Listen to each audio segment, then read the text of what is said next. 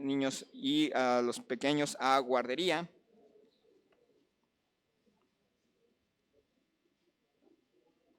Les invito aquí a buscar en sus Biblias el libro de Lucas, capítulo 11.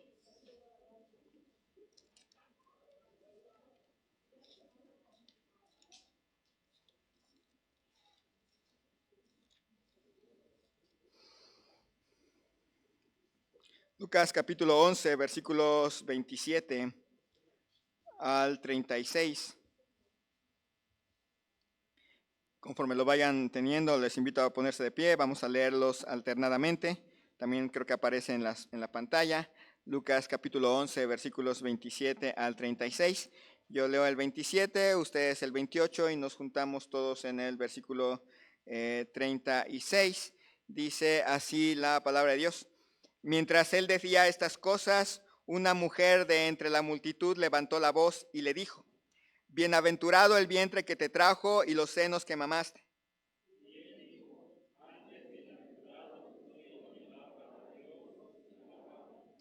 Y apiñándose las multitudes, comenzó a decir: Esta generación es mala, demanda señal, pero señal no le será dada, sino la señal de Jonás.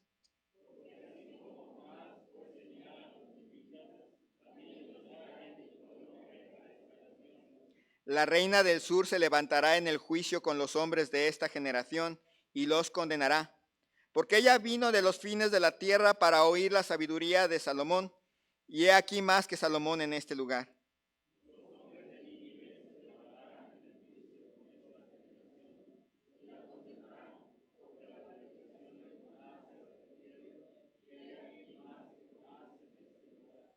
Nadie pone en oculto la luz encendida, ni debajo del almud, sino en el candelero, para que los que entran vean la luz.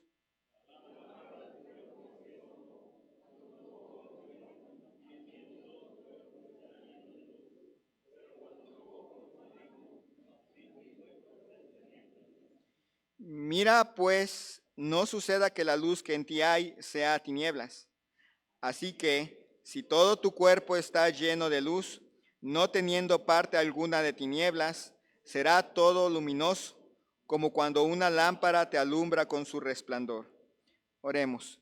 Alabado Padre Celestial, le damos gracias en este día por la vida que nos has concedido. Gracias, Señor, por tu bondad, por tu misericordia para cada uno de nosotros. Gracias, Señor, porque has sido bueno en muchas maneras.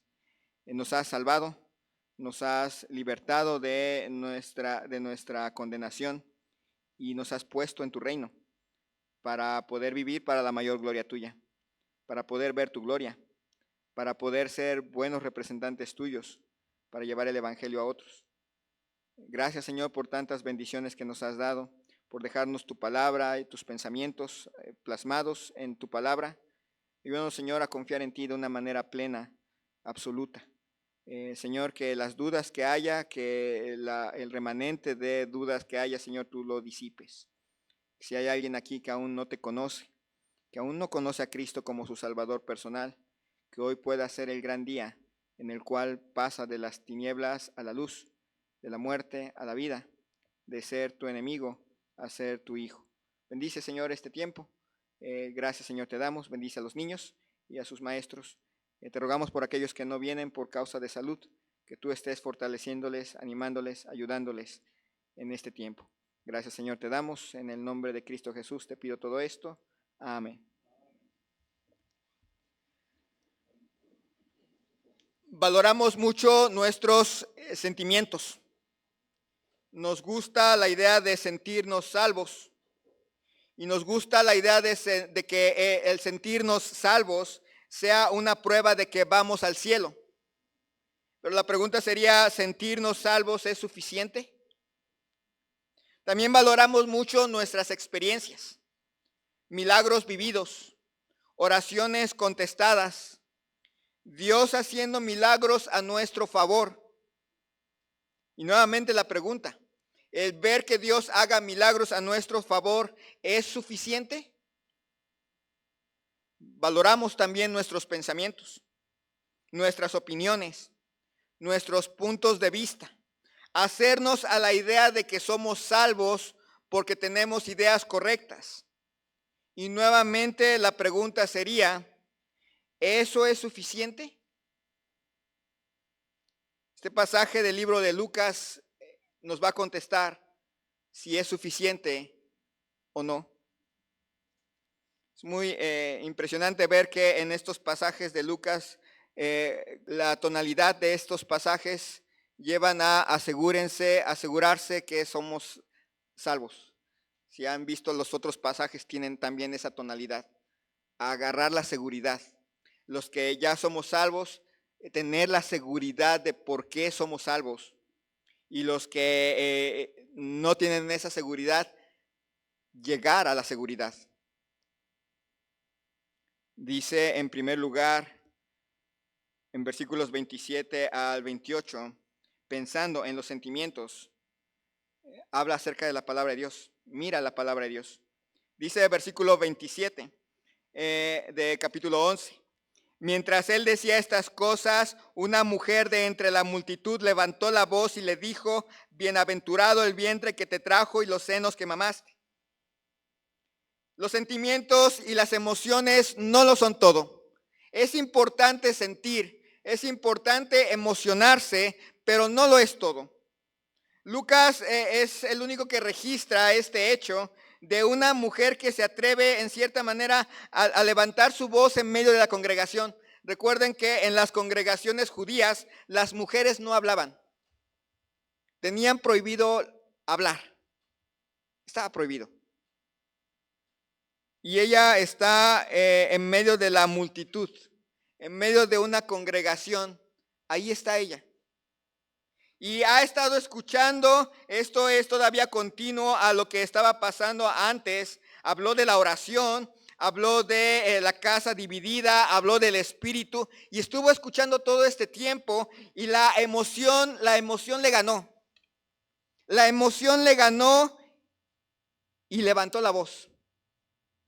Gritó. Algo no común, algo no común en esos tiempos, en esos lugares. La mujer no pudo contenerse y bendijo a la mamá de Jesús, a María. Dice, bienaventurado el vientre que te trajo y los senos que mamaste. No estaba completamente equivocada. De hecho, si me acompañan a Lucas capítulo 1, versículo 41, Lucas capítulo 1, versículo 41.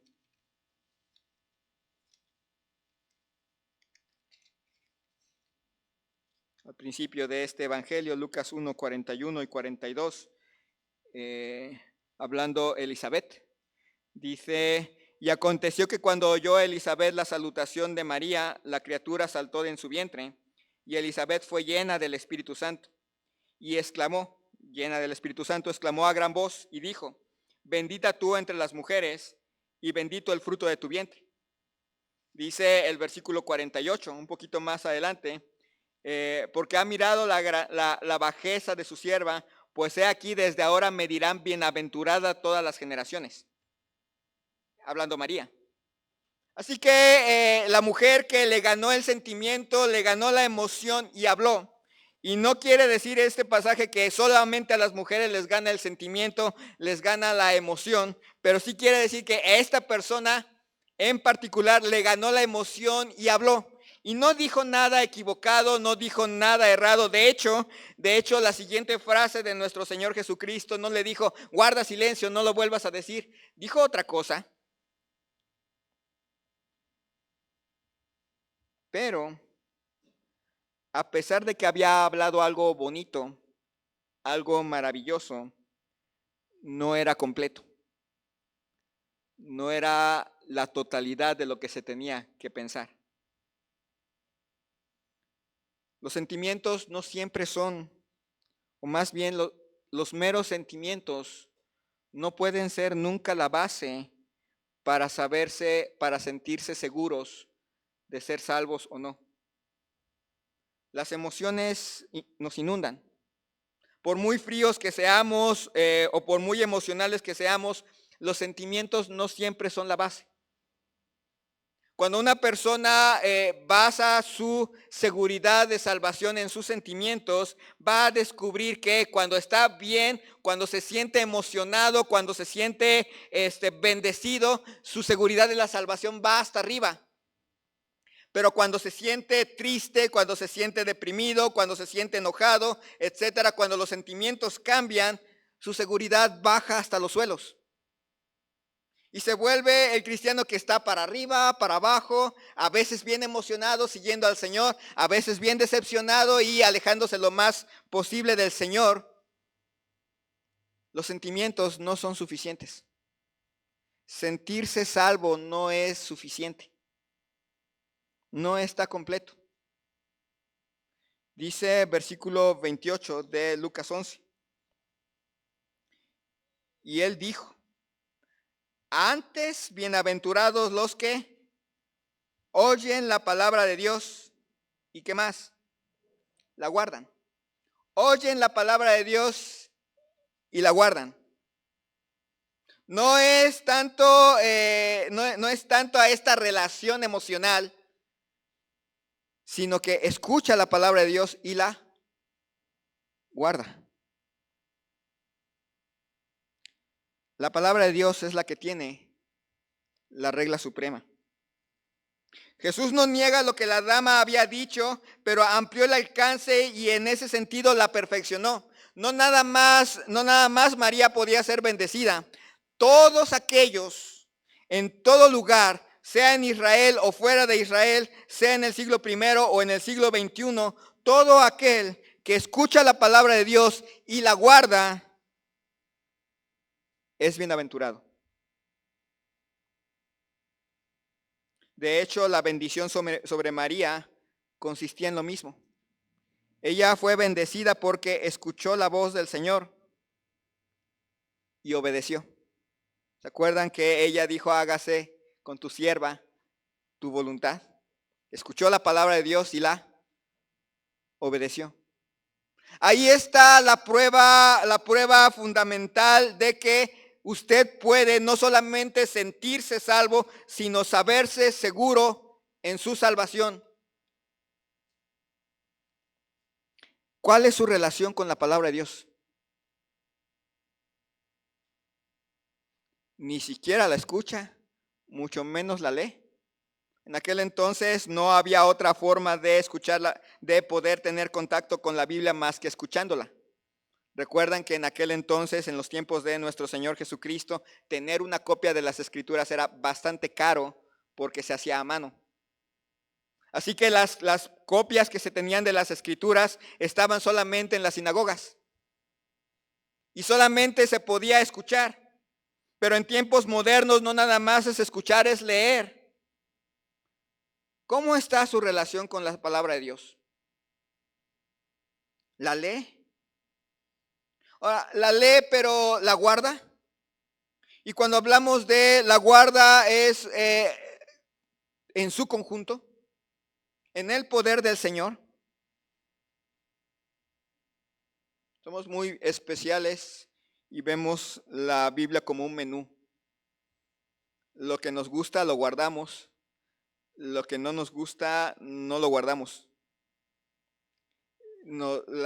Nos gusta leer los salmos que hablan acerca de la victoria, de cómo el Señor nos lleva a pastos verdes, pero omitimos los salmos de confesión, los salmos que hablan de lo que es la paga del pecado. Nos encantan proverbios, pero no nos gusta, inclusive esos pasajes de proverbios que nos duelen. ¿Cómo es su relación con la palabra de Dios? La intención de este pasaje es que cada persona que lea este pasaje esté seguro. No se sienta seguro, esté seguro. Pueda decir: yo estoy seguro de que soy salvo porque mi relación con la palabra de Dios es así. No siempre estoy feliz, no siempre estoy contento. Hay veces que me gana la tristeza, hay veces que no me siento bien, pero estoy seguro porque creo a la palabra de Dios. porque sé que lo que Dios dice es la verdad, independientemente de mis sentimientos. Pero cuando no se tiene relación con la palabra de Dios, radican muchos problemas. Pregúntese por un momento, si alguien llegara y le preguntara ¿por qué es usted salvo?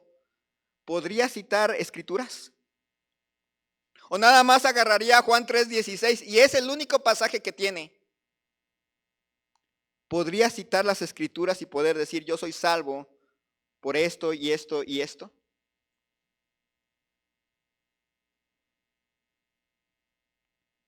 Yo muestro, la salvación de mi vida se muestra en mi relación con las escrituras. Aquella persona que dice yo me siento salvo, pero vive lejos de la palabra de Dios y lejos de obedecerla, o incluso escoge qué pasajes obedecer y qué pasajes no, debería de preguntarse, bueno, ¿realmente está seguro?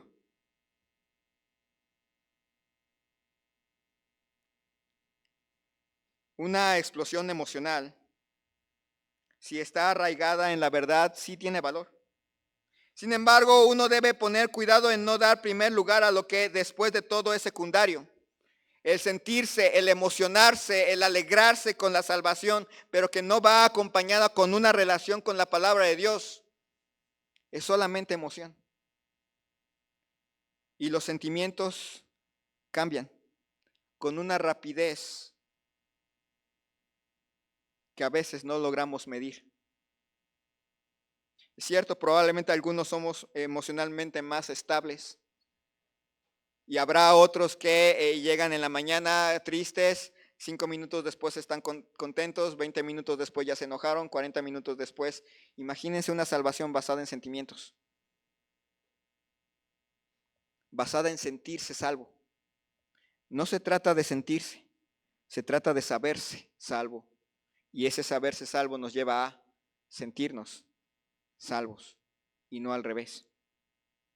Mire la palabra de Dios en primer lugar.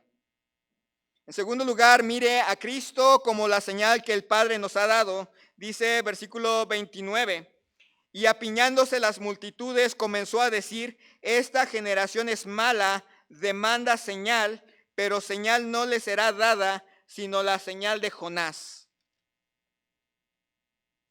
Una de las grandes tragedias que pasó en tiempos de Jesús es que teniendo a alguien que hacía milagros, todavía demandaban señal. Y a lo largo de los evangelios va a dejar claro, no solamente para los que vivieron en tiempos de Cristo, sino también para nosotros, que demandar milagro es señal de incredulidad y no de fe. Es señal de maldad. En Mateo, su pasaje alterno, es señal de adulterio espiritual.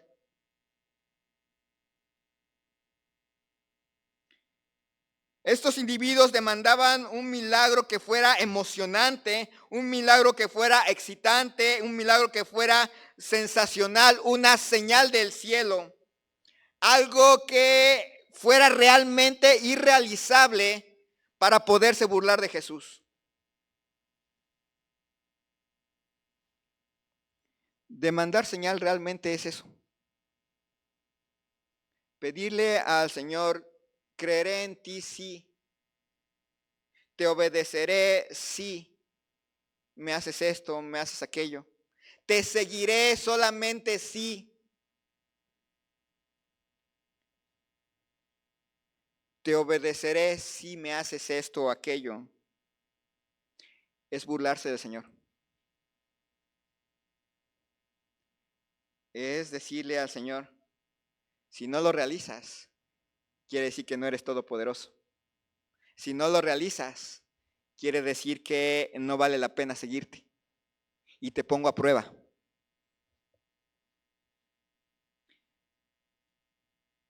Dice ahí versículo 29, esta generación es mala. Ese es su punto de vista, el punto de vista de Cristo, de todo aquel que para obedecerle, para respetarle, para amarle, exige un milagro. Les dice malos. No les dice más, malos. En primer lugar, para esta generación que estaba presente, les acababa de realizar una señal. Antes había sacado un espíritu inmundo. ¿Qué más señal querían? Algo que ni ellos ni nadie podía haber hecho. Él lo hizo. Y de todas maneras, a pesar de que les hizo un milagro y les acababa de hacer un milagro, todavía decían, quiero una señal. Quiero algo que realmente sea espectacular. En otro contexto, en otra ocasión, les acababa de multiplicar los peces y el pan cuando le demandaron señal. Ya habían ocurrido otras señales. La enseñanza que les daba era suficiente para creerle y no le querían creer. Por eso Cristo les dice, pero señal no les será dada, sino la señal de Jonás. Les dice, pero yo nada más les voy a dar una señal que va a ser suficiente para decir quién soy. La resurrección.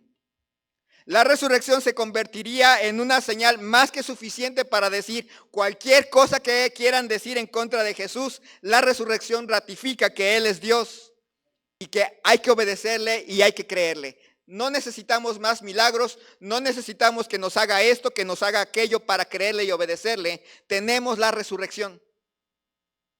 Es más que suficiente. Si alguien dice, no, yo aparte de la resurrección, quiero ver algo tangible, quiero que Dios haga esto con esta persona, quiero que Dios haga aquello conmigo, quiero que Dios me haga, entonces es parte de esa generación mala e incrédula. Porque la resurrección es suficiente para saber que Él es Dios. Aunque no hiciera ningún otro milagro, la mera resurrección de Cristo de entre los muertos es más que suficiente. Aunque no nos diera lo que nosotros quisiéramos, aunque no hiciera las cosas como nosotros quisiéramos, la resurrección de Cristo se convierte en la base fundamental para ser salvos. Porque Él resucitó, nosotros tenemos vida eterna. No porque Él sanó al cojo, no porque Él dio vista al ciego, no porque Él... Son cosas que hacía. No porque Él sacó el demonio a una persona, no porque Él multiplicó peces y los panes. No, son cosas que Él hacía, pero no es eso. Sino porque Él resucitó, tenemos la seguridad de que vamos al cielo. Si Él hubiera hecho todos esos milagros, pero Él no hubiera resucitado, seguiríamos camino al infierno, irremediablemente. Por eso Cristo dice, no les voy a dar más señal, ni voy a hacer más milagros, sino miren la resurrección. Ténganlo por suficiente. Dice versículo 30, porque así como Jonás fue señal a los ninivitas, también los será el Hijo del Hombre a esta generación. Cristo aquí tiene algo más en mente que la mera predicación de Jonás y la mera predicación de Jesús. Jonás se convirtió en señal a los ninivitas de la inmensa misericordia que Dios tiene. Jonás y Cristo son ambos señales porque ambos fueron dados por muertos y ambos estaban vivos. Jonás, después de estar 3 días en el vientre de un pez, era dado por muerto y ahora podía, y estaba vivo y bien vivo, predicar que se arrepintieran. Cristo fue dado por muerto cuando lo crucificaron, cuando entregó el Espíritu, cuando lo enterraron, cuando le pusieron la roca a la entrada del sepulcro. Pero 3 días después salió de esa tumba y está bien vivo y sigue anunciando que se arrepientan. Jonás es señal del maravilloso poder de Dios para sacar a alguien de un vientre del pez y vivo. Cristo es señal del maravilloso poder de Dios y de la gran misericordia de Dios por nosotros. Cristo resucitó también por amor a usted y a mí. Nuestro Señor Jesucristo fue crucificado, resucitó de los muertos y Él mismo es la señal inequívoca de la deidad de Dios. La resurrección se convierte en esa señal suficiente para poder rendirse a Cristo. El que espera milagros, el que espera que Dios haga esto, el que espera que Dios haga aquello, que espera que se basa en la espectacularidad, nunca va a creer realmente. Porque mucha gente tuvo cosas más espectaculares que la que nosotros pudiéramos ver. Vieron a Cristo en persona hacer milagros con poder, sin necesidad de espectacularidad, sin necesidad de reflectores. Hizo milagros con poder y de todas maneras no le creyeron. Y gente que se aprovechó de sus milagros probablemente estaba ese día en la plaza diciendo: crucifícale. Quien espera milagros para realmente rendirse a Cristo, Cristo le dice: eres malo. En Mateo le diría: eres perverso y adúltero. Porque la resurrección misma es más que suficiente para decir: Señor, yo me rindo a ti. Porque resucitaste con poder, realmente dices la verdad. Versículos 31 y 32. Dice: la reina del sur se levantará en el juicio con los hombres de esta generación y los condenará, porque ella vino de los fines de la tierra para oír la sabiduría de Salomón, y he aquí más que Salomón en este lugar. Los hombres de Nínive se levantarán en el juicio con esta generación y la condenarán, porque a la predicación de Jonás se arrepintieron, y he aquí más que Jonás en este lugar. Noten estas dos comparaciones: la reina del sur y los hombres de Nínive. Ambos se levantarán porque hay resurrección. Como hay resurrección, la reina del sur, la reina de Sabá, se levantará. Porque hay resurrección, los hombres de Nínive se levantarán. Y noten que ambos condenarán a la generación que no quiso creer. No en base a los milagros. Condenarán a esa generación, la reina de Sabá condenará a esa generación porque escuchó y no creyó, mientras ella desde lejos hizo un viaje para escuchar las palabras de un mero hombre y creer. Los hombres de Nínive se levantarán y condenarán a esa generación porque escuchó, no porque vio milagros, sino porque escuchó y no se quiso arrepentir. Mientras ellos, a la predicación de un predicador desobediente y rebelde, dieron la vuelta y se convirtieron. En el caso de esta generación, ellos tenían la verdad a su alcance.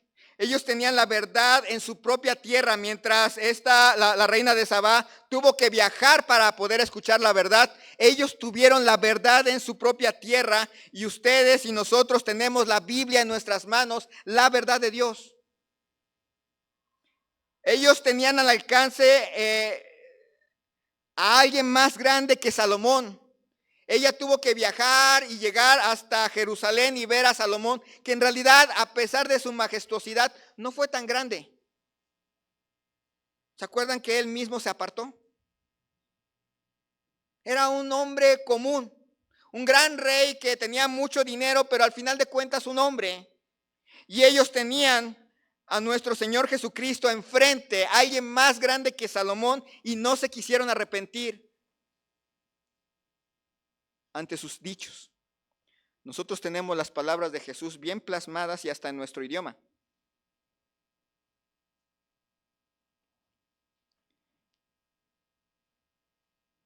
los fariseos y escribas no tuvieron que dar ni un quinto por escuchar a Jesús. No sé si ya se fijaron en todo el evangelio, no se ve que él recoge ofrendas. No tenía que dar nada. Y la mujer de la reina de Sabá dio riquezas para poder escuchar. Dio riquezas. Ellos no tenían que dar nada y en realidad nosotros no tenemos que dar nada por nuestra salvación. No tenemos que dar nada. No hay nada que la pueda comprar y tampoco no hay nada que pudiéramos dar. Cristo no murió por dinero. Murió por nosotros.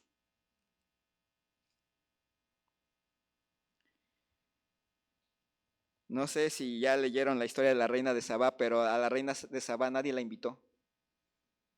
Eso es algo muy curioso. Ella simplemente se dejó venir a ver a Salomón.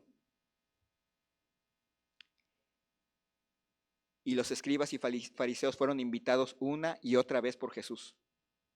Fueron llamados una y otra vez al arrepentimiento. Constantemente. Cada acto de él, de hecho, cada acto milagroso era un llamado de ellos, de Dios, de Cristo para arrepentirse. Eran invitados y no se arrepintieron. ¿Cuántas veces aquí se ha invitado a creer en Cristo? Y seguramente hay alguien aquí que no lo ha hecho. Invitación tras invitación. Pero en el juicio final, hasta la reina de Sabá va a decir, desaprovecharon la gran oportunidad que tuvieron. Por el otro lado, los de Nínive eran gente realmente menos iluminada que inclusive cualquiera de nosotros. Ellos realmente ni siquiera tenían ni una copia de las Escrituras. Realmente ellos no estaban ni siquiera constantemente expuestos a escuchar del Dios verdadero. Eran de Nínive. Y gente como los escribas estaban bien iluminados, tenían bastante luz y se negaron a obedecer. La diferencia entre los de Nínive y nosotros tenemos la palabra de Dios escrita. Probablemente alguno tendrá más de una copia en su casa.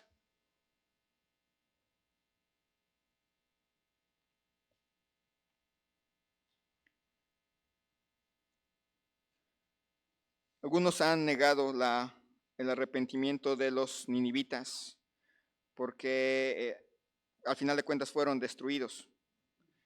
Pero hay que notar que cuando fueron destruidos 100 años después de la predicación de Jonás.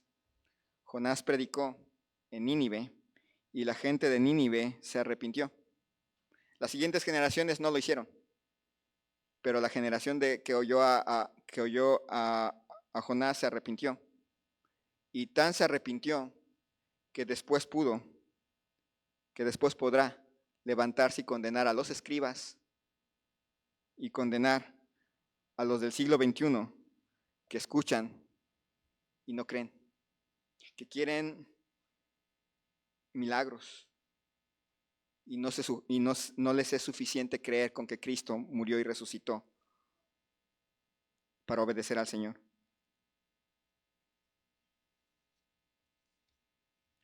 Los hombres de Nínive se arrepintieron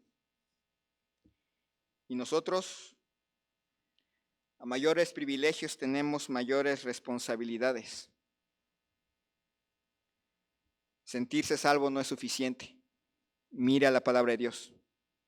Esperar milagros y no creer que el milagro de la resurrección es más que suficiente para rendirse a Cristo y seguirle, es maldad, es perversión. Y la reina de Sabá y la generación de los hombres de Nínive se levantarán contra esa persona y la condenarán porque no le fue suficiente la palabra de Dios para creer. Quería ver milagros. En último lugar, dice versículo 33, nadie pone en oculto la luz encendida ni debajo del almud, sino en el candelero para que los que entran vean la luz. ¿Ustedes se acuerdan que hay otro pasaje paralelo en el libro de Mateo?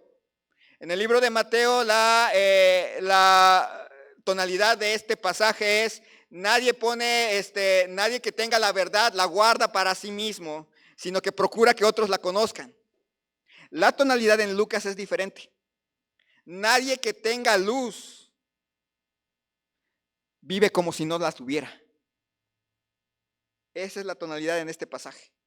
En el otro es: nadie que tenga luz va a querer evitar que otros la tengan. No, el que tiene luz va a querer que esa luz brille para todos. Pero aquí en Lucas es: si tienen luz, no puede ser que puedan vivir como si no la tuviesen.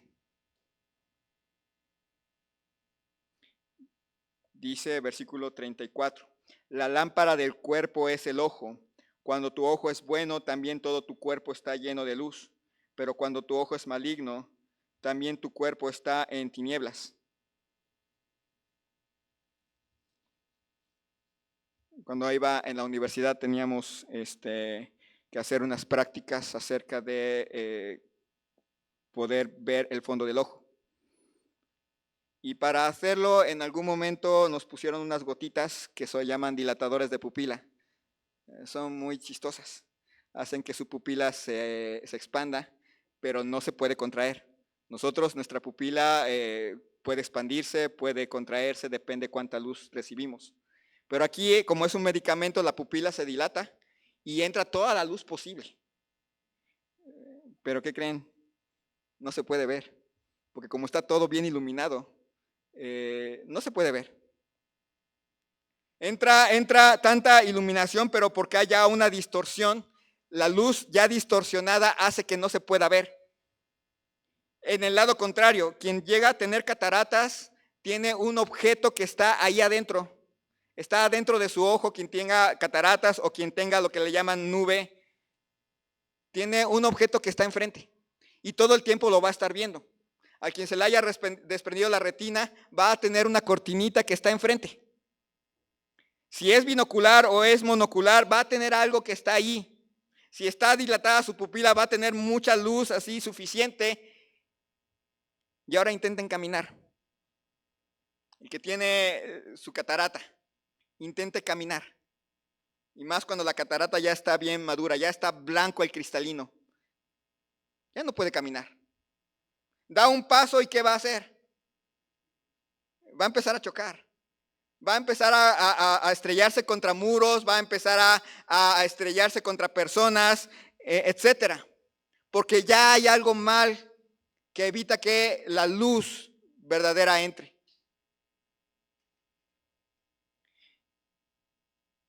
Quien tiene la luz del Evangelio, ¿cómo puede andar mal? Tiene la luz. Tiene la luz del Evangelio. El que no tiene la luz del Evangelio no puede andar bien. No puede. Ya no se trata de si se siente salvo o si no se siente, es cómo es su andar. Su andar le va a decir qué tanta luz del Evangelio tiene. Si su andar constantemente, inequívocamente, todo el tiempo anda mal, no tiene luz aunque se sienta salvo. Porque si tiene luz, va a andar en la luz.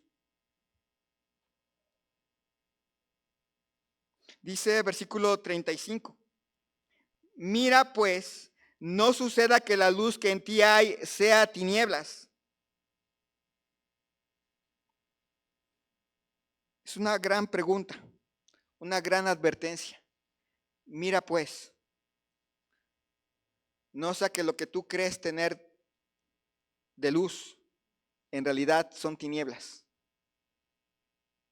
Se va a ver en tu andar. El que tiene su catarata, el que tiene su desprendimiento de retina, el que tiene su leucoma, no tiene luz porque hay algo que lo está estorbando y no va a andar bien. El que tiene su pupila dilatada, aunque tiene luz, su luz se convierte en tinieblas, porque está todo iluminado y no puede ver, está todo borroso. Por eso advierte, cuídense de que lo que tienen como luz en realidad no sea nada de luz. ¿Y cómo lo pueden mirar? Su andar.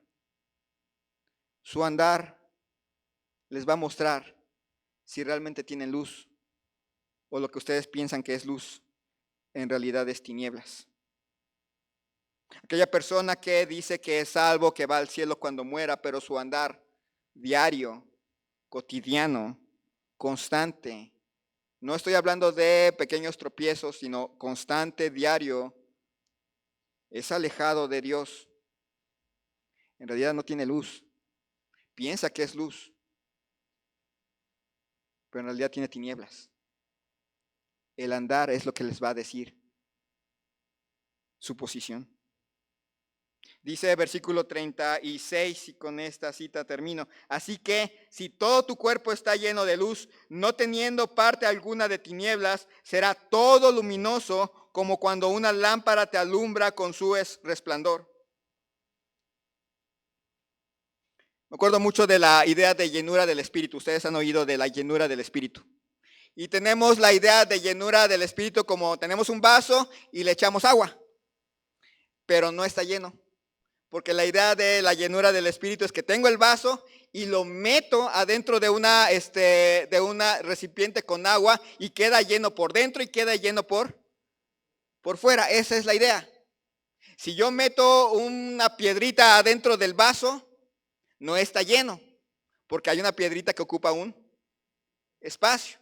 Aunque tenga agua por fuera, agua por dentro, no está lleno. La luz así es.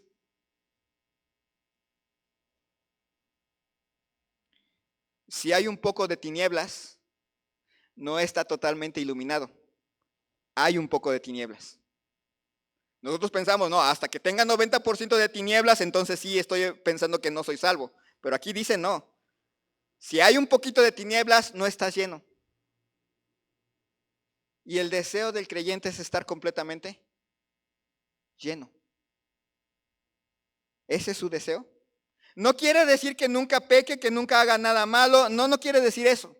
Pero sí quiere decir es que su deseo tan grande de estar completamente iluminado no le permite quedarse en el pecado. Tropezamos, eso es cierto. Pero nuestro deseo es salir de ese tropiezo. ¿O no? ¿O nos gusta nuestro tropiezo? ¿O nos fascina estar tropezados? ¿O lo damos por pues ya no se puede? No es así. Cuida que tu luz, que la luz que hay en ti no sea oscuridad. Hay dos clases de oscuridad: la de la ignorancia o de la incredulidad. El segundo tipo es el que está aquí en mente y es peligroso. El de la ignorancia es el que nunca sabe que está en tinieblas. No lo sabe. El del incrédulo es el que se niega a saber.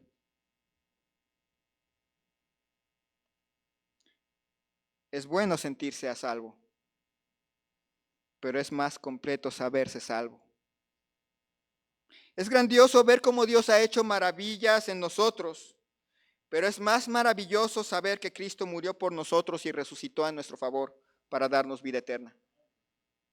Es bonito pensar que somos salvos, pero es 1000 veces mejor que el Evangelio se note en cada aspecto de nuestra vida. Este pasaje, hermanos, como los que vienen y los que han precedido, tienen una sola función, hermanos: que cada uno que está aquí esté 100% seguro. Que cada uno aquí sepa a quién pertenece. Y si hay alguien aquí que no ha recibido a Cristo, que crea en Cristo. Y si hay alguien aquí que dice, yo no voy a creer hasta no ver milagros, que sepa que un día se le predicó y que sepa por qué hasta la reina de Sabá y los ninivitas se van a levantar para condenarle, porque tuvo más luz que ellos y ellos sí se arrepintieron. Vamos a orar. Alabado Padre Celestial, le damos gracias en esta tarde, en la mañana tarde, por la vida que nos concedes. Gracias por tu palabra. En verdad es más que suficiente para tomar decisiones. No necesitamos que hagas milagros, no necesitamos que abras mares, aunque lo puedes hacer, aunque todavía puedes hacer milagros, en realidad tu palabra es suficiente. Ya en ella tenemos todo lo que necesitamos para creerte, rendirnos y obedecerte. Ya en ella tenemos todo lo que necesitamos para rendirnos, seguirte, amarte. No necesitamos más. No necesitamos incluso que nuestros sentimientos nos lo afirmen. Tu palabra lo dice y es suficiente. Señor, tu palabra es suficiente. Si hay alguien aquí que piensa que se siente salvo, pero que su andar dice lo contrario, que su vida cotidiana, el día a día le dice, no es cierto. El día a día le grita, no es cierto. Señor, que se arrepienta. Porque ya se hizo una lectura bíblica y fue suficiente. Aun si no volviera a escuchar otro texto de la Biblia, aun si no hubiera escuchado otro texto de la Biblia, este texto que acabamos de leer va a ser más que suficiente para que cuando esté en tu presencia tú le digas, escuchaste y no quisiste obedecer. Para todos los que ya somos salvos, tu palabra es suficiente. No siempre andamos bien, Señor, pero tú has puesto en nosotros el anhelo de estar completamente bien iluminados. Ese anhelo que perseguimos, que no cese, que no nos dejes ni un momento pensar que podemos abrigar un poquito de tinieblas. No. Tu palabra es suficiente para decirnos que andar en Cristo es lo mejor que nos puede pasar. Y así en actitud de oración habrá alguien aquí que diría, mi vida me grita que en realidad no soy salvo. Mi forma de vivir, mi forma de pensar, mis acciones me lo gritan. He hecho una oración tal vez y me sentía a salvo porque hice una oración, pero mi vida cotidiana, mi andar diario, mis deseos finales me gritan que no. Y me doy cuenta de eso. Y me doy cuenta del peligro que corro. Y no quisiera que al final, sea dentro de muchos años o sea en unas pocas horas, tenga que escuchar que nunca te conocí. ¿Habrá alguien así? Le invito a levantar su mano.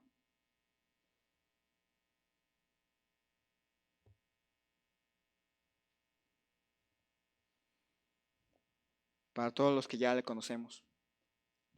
No siempre andamos bien, pero está el deseo de andar bien. Está ese vivo deseo de andar bien. Tropezamos, caemos, pero está el deseo de ser levantados y seguir adelante. ¿Cuántos dirían, hermano, sí está de ese deseo, pero quiero que Dios lo mantenga y lo aumente, que nunca, nunca me duerma por causa del pecado? Que Dios aumente ese deseo día con día, de que lo que hay en mí, la luz que hay en mí, realmente brille en toda mi vida. Que la palabra de Dios brille en todo mi corazón, en mi andar. ¿Quién diría eso? Le invito a levantar su mano. Amén. Amén. Amén. El altar está abierto, hermanos. Que Dios obre en nuestros corazones, nos mantenga bien iluminados, que su palabra sea suficiente para andar en Cristo. El altar queda abierto.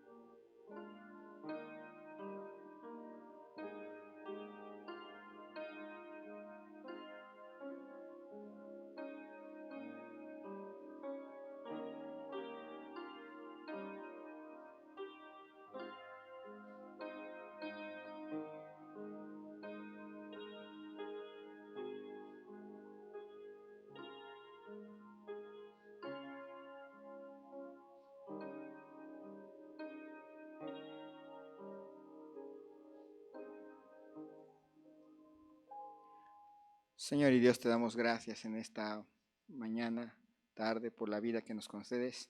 Y gracias, Señor, por tu palabra. Gracias por que a lo largo de todas estas semanas tú has estado ayudándonos a tener esa convicción, a retar al que necesita ser retado, a fortalecer al que necesita ser fortalecido. Que todos aquí tengamos la seguridad de a quién pertenecemos. Que no haya nadie en esta iglesia que no tenga esa seguridad. Aún aquellos que no quieren reconocer que no tienen a Cristo en su corazón, que puedan reconocer, lo necesitan. Cuando termine, Señor, la lectura de tu evangelio, podamos llegar todos a la misma conclusión. En Cristo hay salvación y en Cristo somos salvos. A veces tropezamos, Señor, a veces caemos, pero también nos dejas en tu palabra ese deseo de estar bien, ese anhelo de estar bien contigo. Bendice, Señor, a cada uno de nosotros, llévanos con bien a nuestros hogares, que podamos pasar una buena tarde y en la tarde venir a estar nuevamente congregados en tu nombre para recordar y anunciar tu venida, recordar tu sacrificio y anunciar tu venida y recordar que somos un pueblo, que somos tu iglesia. Gracias, Señor, te damos en el nombre de Cristo Jesús. Amén. Que el Señor les bendiga grandemente y primero Dios nos vemos en la tarde. Dios les bendiga.